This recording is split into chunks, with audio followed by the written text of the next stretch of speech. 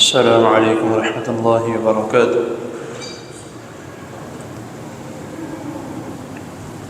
الحمد للہ وسلام علی عباده الذین اصطفى،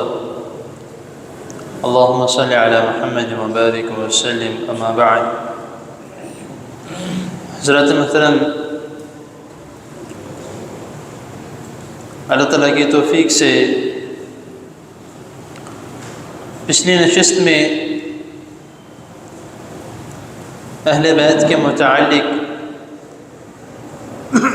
چند باتیں آپ کے سامنے بیان کی گئی تھیں، اور ساتھ آپ کو بتایا گیا تھا کہ اگلی نشست میں انشاءاللہ تعالی ہم جو ایک لفظ استعمال کرتے ہیں آل رسول یا آل محمد صلی اللہ علیہ وسلم، اس کا معنی کیا ہے یا اس سے مراد کون ہے۔ تو آج اسی کے متعلق چند باتیں جو ہیں وہ قرآن و حدیث کی روشنی میں آپ کے سامنے میں بیان کرنے لگا ہوں۔ کچھ تابعین حضرت زید بن ارقم رضی اللہ تعالی عنہ کے پاس گئے۔ اس وقت وہ کافی ضعیف العمر ہو چکے تھے، اور یاد رہے کہ تابعین وہ ہوتے ہیں جنہوں نے صحابہ سے ملاقات کی ہو، اور صحابی وہ ہوتا ہے جس نے نبی کریم صلی اللہ علیہ وسلم سے ملاقات کی ہو ایمان کی حالت میں۔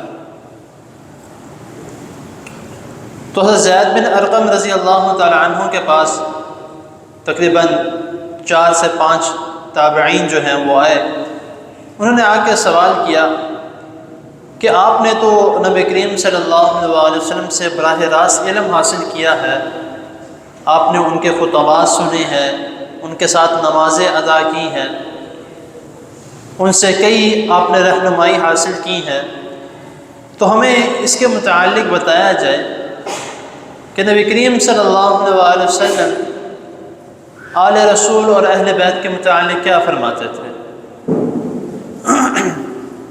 واقعہ تھوڑا لمبا ہے، تو لیکن جو اس کے مختصر جو ہے وہ بات کہ وہ سوال کرتے گئے، تو حضرت زید بن ارقم رضی اللہ تعالیٰ عنہ کہتے ہیں کہ جانتا تو میں بہت کچھ تھا، لیکن اب ضعیف ہونے کی وجہ سے کچھ باتیں میں بھول چکا ہوں، لیکن ہاں مکہ مدینہ کے دور میں اور مدینہ کے دور میں نبی کریم صلی اللہ علیہ وسلم اہل بیت اور اپنی آل کے متعلق جو رسول اللہ صلی اللہ علیہ وسلم نے ہمیں سبق دیا، اس میں سب سے پہلے تو یہ تھا کہ جو حسن و حسین میرے جو 2 نواسے ہیں، ان سے مجھے بہت محبت ہے، جو ان سے محبت کرے گا وہ مجھ سے محبت کرے گا، جو ان سے بغض رکھے گا وہ مجھ سے بغض رکھے گا۔ سب سے پہلی بات یہ ہے، اور اس کے بعد جو میری آل ہے اس میں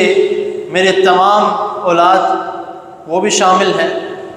اور اس کے بعد جو آل سے مراد 2 آتے ہیں، ایک آل کہتے ہیں اولاد کو اور دوسری آل کہتے ہیں ماننے والوں کو، کیونکہ قرآن مجید میں بھی کئی موقعوں پر جو ہیں وہ آل کا لفظ استعمال ہوا ہے، جس طرح فرعون کے ساتھ بھی آل فرعون استعمال ہوا ہے، اور یہ آل اس شخص کے لیے استعمال کیا جاتا ہے جو سردار ہے یا سربراہ ہے۔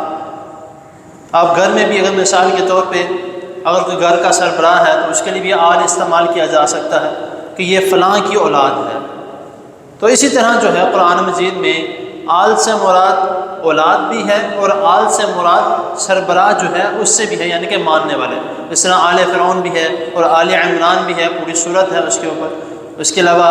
آل موسیٰ و آل ہارون وہ بھی سورۃ بقرہ میں آتا ہے۔ تو آل سے مراد جو ہے وہ کافی 2-3 معنی جو ہیں وہ لیے جاتے ہیں، اور آل سے مراد سب سے پہلی صف میں جو ہے وہ صحابہ کرام ہے، جنہوں نے نبی کریم صلی اللہ علیہ وسلم سے براہ راست علم سیکھا اور اس پر عمل کیا۔ صرف سیکھا نہیں، فوراً وقت اس پر عمل کیا، اور اس کے بعد جو ہے اب آگے ہم لوگ آ جاتے ہیں جو آل میں شامل ہیں، یعنی کہ ماننے والے، اور آپ کے جو آل سے مراد وہ اہل بیت بھی بیچ میں شامل ہیں، کیونکہ حضرت عائشہ رضی اللہ تعالی عنہ کے متعلق آتا ہے کہ نبی کریم صلی اللہ علیہ وسلم نے ہمیں فرمایا تھا کہ میری آل کے لیے صدقہ حرام ہے۔ تو آل سے مراد جو اولاد ہے، یہاں پر معنی اولاد کے ہیں، اور اولاد سے مراد جو اہل بیت میں بھی شامل ہیں، اور آگے جو آل سے مراد وہ ہم ماننے والے ہیں۔ اور جو میں نے کہا تھا کہ اہل بیت سے اور آل محمد صلی اللہ علیہ وسلم سے محبت کرنا ہمارا ایمان ہے۔ اکثر لوگ کہتے ہیں کہ ایمان کا حصہ ہے۔ اگر ایمان کا حصہ ہے تو پھر وہ تو ایک طرف ہو گیا نا کہ عمل کرو یا نہ کرو، ایمان ہے۔ کیونکہ قرآن مجید میں میں نے پہلے بھی ایک دلیل دی تھی جس میں اللہ تعالیٰ نے فرمایا یا ایھا الذین آمنوا آمنوا باللہ ورسولہ،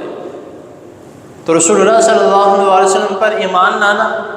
اور اس چیزوں پر بھی ایمان لانا، ان رشتوں پر بھی ایمان لانا جن سے نبی کریم صلی اللہ علیہ وسلم نے خود محبت کی ہے،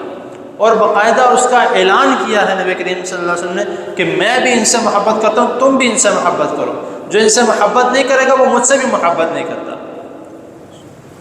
تو اسی لیے اس کا جو ہے وہ معنی ہمیں جاننا چاہیے کہ کیونکہ ہم اکثر جو ہے وہ اس طرح ہوتا ہے کہ دین کے حوالے سے یا کچھ سیکھنے سمجھنے کے حوالے سے کہ ہم کہتے ہیں کہ یار جو بات سیکھنے والی ہے اتنی ہمارے لیے کافی ہے، زیادہ مزید جاننے کی کیا ضرورت ہے۔ ایک دو دوستوں کے متعلق میں جب بھی اس طرح بیان کرتا ہوں، میں نام کسی کا نہیں لیتا کیونکہ یہ ایک سنت طریقہ بھی ہے، اور نبی کریم صلی اللہ علیہ وسلم کا بھی یہ عمل مبارک ہے کہ آپ نے کبھی کسی کا نام نہیں لیا۔ کچھ لوگ کہا کرتے تھے اس طرح نبی کریم صلی اللہ علیہ وسلم جو احادیث میں آپ نے سنا ہوگا کہ مطلب، تو ایک تو دوست اس طرح کے ہیں جاننے والے ہیں کہ وہ ان کو میں کبھی کوئی بات بتانے لگوں کہنا حافظ چپ ہو یا سانو عمل کرنا پہنا ہے کہ بات سننے سے پہلے ہی وہ منع کر دیتے ہیں کہ بھائی اگر ہم نے سن لی تو ہمیں عمل بھی کرنا پڑے گا۔ تو بہت سے لوگ اس طرح کے ہمارے وجود میں معذرت کے ساتھ ہمارے اندر موجود ہیں جو اس طرح کا خیال رکھتے ہیں کہ اگر ہم نے کوئی بات سن لی تو ہمیں عمل کرنی پڑے گی، تو ہم جس طرح ہیں اس طرح ہی ٹھیک ہے۔ اور بہت سے لوگ دوبارہ ایک دفعہ معذرت کے ساتھ اسی لیے داڑھی نہیں رکھتے کہ جھوٹ بولنا پڑے گا، گالی گلوچ کرنی پڑے گی، تو داڑھی رکھ کے میں گالی گلوچ کرتا جھوٹ بولتا اچھا لگوں گا، تو بھائی غلط کام کو نہیں ہم چھوڑیں، اچھی چیزیں ہم چھوڑ رہے ہیں۔